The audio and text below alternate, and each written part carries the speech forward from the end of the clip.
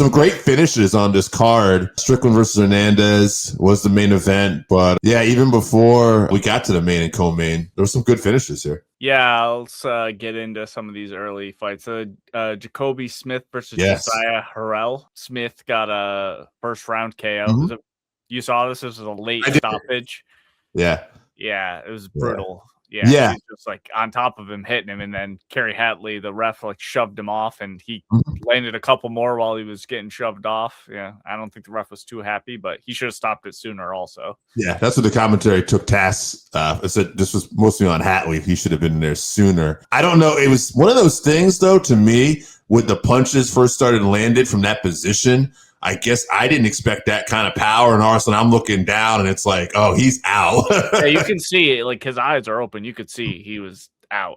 Like, but Hal's the ref. He should be alert to that. Yeah, so. He's literally standing over the top of him, looking at him. So yeah, I don't know how he messed that one up. Also on the prelims, Serghei Spivac versus Ante Delija. Serghei won by decision, but normally he's a grappler, and this was a heavyweight fight, which lately heavyweights have been terrible, but this one was pretty good. He looked good on the feet, stuck behind his jab and really busted Ante up. So that was a pretty good fight. Ante made an effort to come back. So, but decision for Serghei. And then Dan Ige versus Melquizael Costa. Melquizael landed this spinning back kick right to Dan's eye.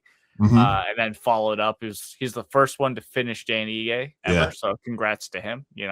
Bummer for Dan Ige. Didn't like the stoppage, but I thought it was a good stoppage. I get his point because there was only 5 seconds left and he wasn't like completely out or anything. But that's not the ref's job, is to time out. He doesn't know the time. Yeah. Right. He's just looking at it. Unlike Kerry Hatley, I got to give this guy credit. He was just all about Ige's safety. So I understand Ige's frustration. But hey, you know how it goes. That's MMA. You got in that position, so don't get kicked in the face. Yeah, right. Yep. He's very easy to say, I guess, but that's the problem. All right, let's get into co-main event: Geoff Neal versus Uros Medic. Yeah, Uros Medic. This is a name I'm going to have to remember. Holy crap. Now, this was a knockout. Unlike, Jacobe Smith, which was a bad knockout too, where I was like, okay, he is out. He's out. Get him out of there. And unlike the other one with Ige, which is more TK on that flash, Geoff Neal was out. This was a scary knockout, and you don't see stuff happen like that to Geoff Neal. Yeah. He normally doesn't get hit like that. No. Maybe just a little too comfortable, I guess, but the doctor, as he's called, this guy is, he looks like he's going to be a problem for some people. Yeah. So it was round 1 KO for Medic. Neal was moving good, but, in like a technical fight, he could have won. But once Medic just decided he was going to brawl and he just ran forward with putting a combination together, and Neal stood his ground for like 1 second, he clipped him right on the temple. And like you said, put him out immediately. The way he fell back and hit his head, no follow-ups needed. So Medic is a bad man. He's dangerous, but I'm not sure what's going to be next for him, because not everyone's, I think once he gets to a level, he's going to struggle a little bit. He'll always be able to knock people out, though. I think he called out Leon Edwards. I don't know if he'll get that fight, but and that might be the problem you're talking about, right? It's like somebody very technical, very high level, like a Leon Edwards. That's where we're really gonna get a taste of how good Medic can be. But with that kind of stopping power, we'll see what happens.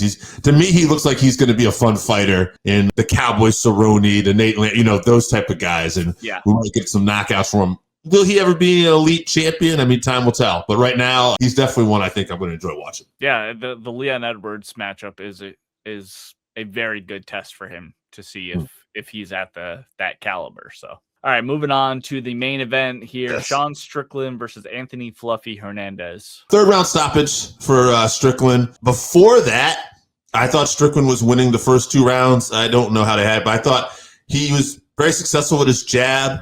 But it wasn't like at that point I would have thought, oh, Fluffy's out his fight. It felt like anybody's fight. I just felt like Strickland was doing enough to win the rounds. It was a fun, competitive fight in those first 2 rounds, I thought, but with Strickland edging out. Then we got to round 3, and I think Fluffy said it, Strickland said it. Fluffy started to get a little sloppy with his, striking, and then Strickland knee up the midsection, and then he just starts putting it on him. And, I wonder if Fluffy was tired. And it's kind of funny because we talked about the pace we expected Fluffy to put on because he's been doing it at. But no, Strickland does what he does. And as cringe as this guy can be, and oh boy, I don't even want to talk about the freaking press conference leading up to this and some of the bullshit that comes out of this guy's mouth, and it's Carney and all that. You separate that though, when you see this kind of performance, you got to recognize like this guy's still an elite middleweight, and he presents problems for people. Yeah.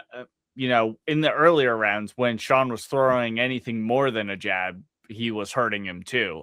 He stuffed the takedowns, which, going into this, Sean's got like maybe the best takedown defense in middleweight history or something. So that should have factored in, but also his ability to control the like pace of the fight. It just throws people off their game. They're so worried about just getting hit with that jab over and over again that they don't do their game plan. So Fluffy, we called him the Marab of middleweight, where he's just endless takedown attempts, and he really wasn't attempting that. And on the feet, he was never really landing on Sean. Sean has this weird defense where like throws his arm, like flails his arms up in front, and he blocks so many punches with that, especially the punches that Fluffy was doing. He was like trying to close the distance with like these hooks, and Sean's just, the straight punches landing the jab on him. So he's always going to land first. So, and then that like really awful looking teep kick that he does, like when he gets close to the cage, he like flails out of. I hate watching Sean Strickland fight.